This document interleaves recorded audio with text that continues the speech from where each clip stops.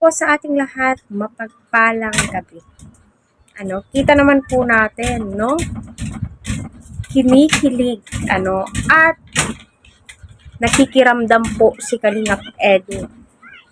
Ibang-iba po si Brigitte. Siya po yung tipo ng tao na hindi ka po maiilang, na magipagkwentuhan sa kanya dahil napaka-prangka po niya. No?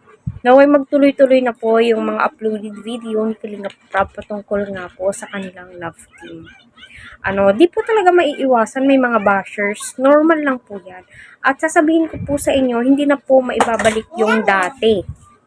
Kasi sila po yung umayaw.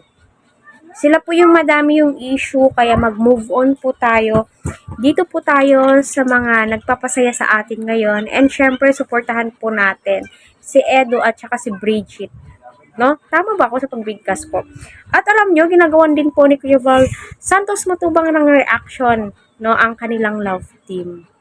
Sino ba naman ang hindi matutuwa? Kasi tignan nyo, no, ang ganda ni Brigitte.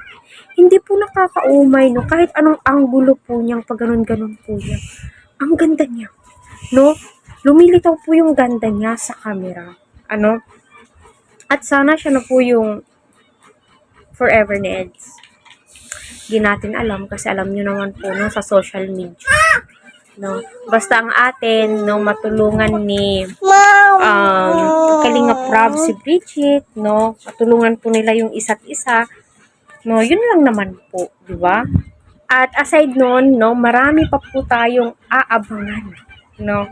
Madami pa po tayong aabangan sa mga episode kasi ilang episode pa lang po yung mga nangyari sa kanila. I mean, hindi nangyari yung mga nagkwentuhan, di ka mauumay, na manood sa kanila. Kasi nga po, kita naman po natin si Kalingap Edu habang nagsasalita itong si Brigitte, ay titig na titig siya at nakikinig po talaga siya.